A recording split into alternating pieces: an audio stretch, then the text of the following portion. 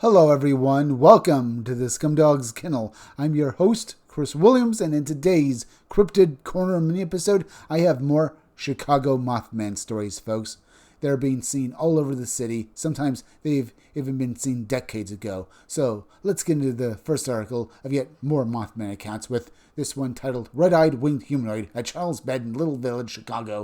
1985 encounter resurfaces after unsolved mysteries. Let's get into this account now. In 1985, a young girl living in the Little Village neighborhood of Chicago awoke to something standing at the foot of her bed. For decades, she carried the memory in silence, unsure of what she had seen. It was not until watching the season 4 episode, The Mothman Revisited, on Unsolved Mysteries, that the pieces suddenly fell into place. This case is significant because it predates the wave of Chicagoland winged humanoid sightings from 2011 to the present. Even more compelling, it occurred indoors and featured the now familiar detail of glowing red eyes.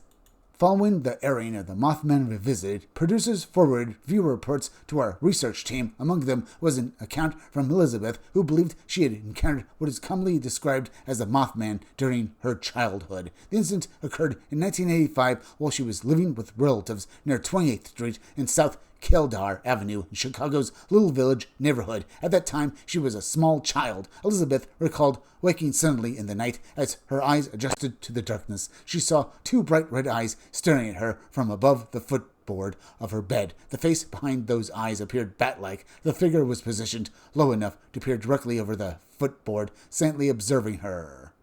Overwhelmed with terror, she screamed. In the next instant, the figure vanished. There was no movement toward a door, no sound of retreat. It was simply gone.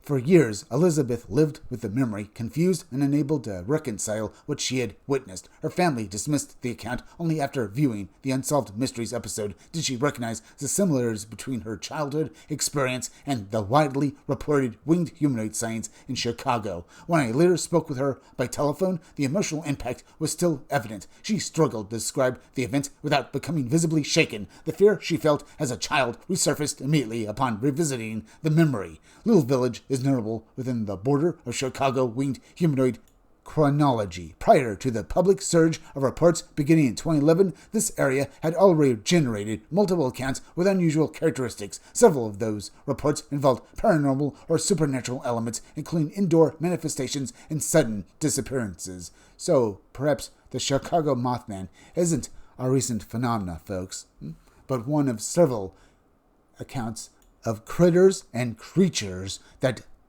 beggar the imagination to describe, folks.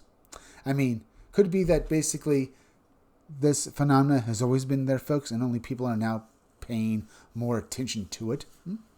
I mean, it is an odd phenomena that's going on in Chicago, folks. Either it's gotten stronger or something else is going on.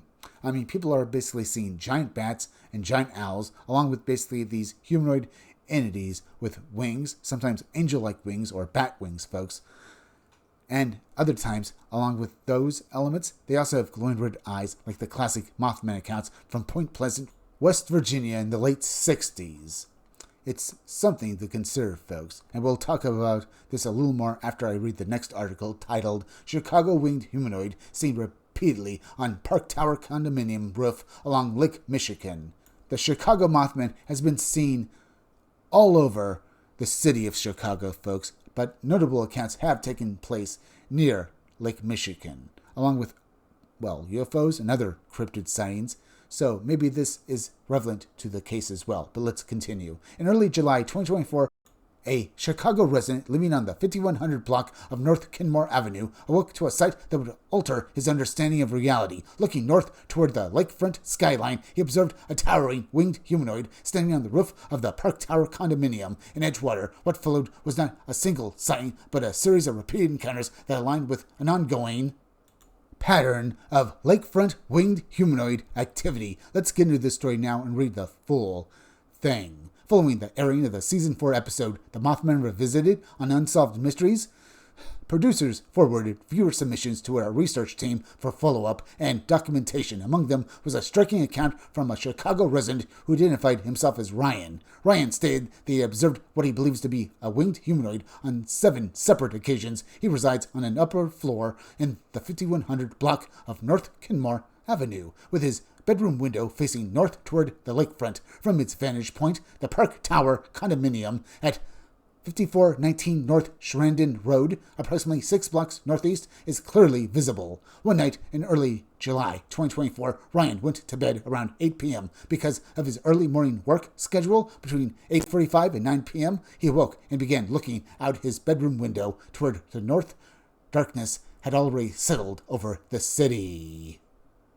What immediately caught his attention was an intense laser-like red light projecting from the roof area of the Park Tower condominium. The illumination drew his focus to the rooftop, where he observed a tall humanoid figure standing against the backlight from the building's rooftop lights. He described the being as dark in coloration, thin-bodied, and at least 7 feet tall. The wingspan appeared to exceed 15 feet. The exact structure of the wings was not clearly discernible due to distance and lighting conditions. As he continued watching, the humanoid unfurled its wings, launched from the roof, and quickly ascended into the air, flying east toward Lake Michigan, which is very, very interesting, folks. Much like various UFO sightings around Chicago as well, folks, this entity was seen flying toward Lake Michigan. Now, people have said that perhaps there's some sort of UFO base under the lake waters, folks. Maybe this entity was flying towards this base as well. It could be that this entity was not an organic being. Maybe he was some sort of robotic entity, or maybe it was using some sort of camouflage, folks, and this is what the witness saw. Or maybe indeed saw one of the said aliens in underwater UFO base, folks. We don't know, but we can discuss that point a little more after we read the rest of this article. Ryan immediately experienced a surge of fear. He got out of bed and told his roommate there was an alien on the tall black building to the north. His roommate dismissed the claim. Since the initial sighting, Ryan reports observing the winged humanoid several more times, always positioned on the rooftop of the Park Tower condominium. Each sighting is accompanied by an overwhelming sense of dread. He stated that he had no prior knowledge of the Chicago winged humanoid phenomena before his experiences. Only after watching the episode of Unsolved Mysteries and reading related reports did he realize that others had described similar encounters. Attempts to obtain photographic evidence have been unsuccessful due to nighttime conditions and the approximate 6-block distance. After reviewing Ryan's testimony and conducting follow-up questioning, I found his account consistent and credible. So, the people who basically took down his account think that this guy is indeed telling the truth, folks, because it aligns with other accounts of people seeing these humanoid beings in the city, flying through it, and sometimes basically just flying towards Lake Michigan, much like basically people have described various UFO encounters in the city as well, folks. So is there some sort of base out in Lake Michigan, folks? What about basically these entities being seen basically in people's indoor living spaces as well as apartment buildings, folks, sometimes usually underground or sometimes in stairways? Those places do serve as liminal spaces where basically this kind of phenomena does seem to take place, folks. But why are people seeing these entities all over Chicago? What's drawing them to these cities, folks? Why is this happening? Now, it's been said that basically there could be something going on in Chicago, folks. Maybe something to do with basically the government. I suppose. I mean, basically, it could be the U.S. government has a deal with these entities that they can basically explore the city, and any signs of them can basically be explained away as people just hallucinating or basically being perhaps on drugs. Maybe that's what the U.S. government is counting on, even if they don't have a deal with these entities. But why are they being seen in Chicago, Illinois, folks, and the surrounding states, I guess, near Lake Michigan as well? As I said, folks, we don't know. All we can say is that these things, and they do seem to basically, these sightings are increasing, folks. Whatever basically is causing this is truly interesting. And until more information comes out, all we can do is just keep gathering these stories and evaluating them, folks. But now we're at the end, so please go subscribe to my YouTube channel. Read comics, they're bad for you. You can use the YouTube link down below in descriptions of the chat to go subscribe me. Hit that like button for me. Make sure you're still subscribed. Leave some comments down below. Hit that bell for notifications. Make sure you hit the part of the bell that'll give you all future notifications. And please share this video out. I'm Chris Williams from the Scumdogs Kennel. Thank you all for joining me. I'll be back again tomorrow with another great video, so be sure to come back again then. Till next time, folks, I'll see you all again soon.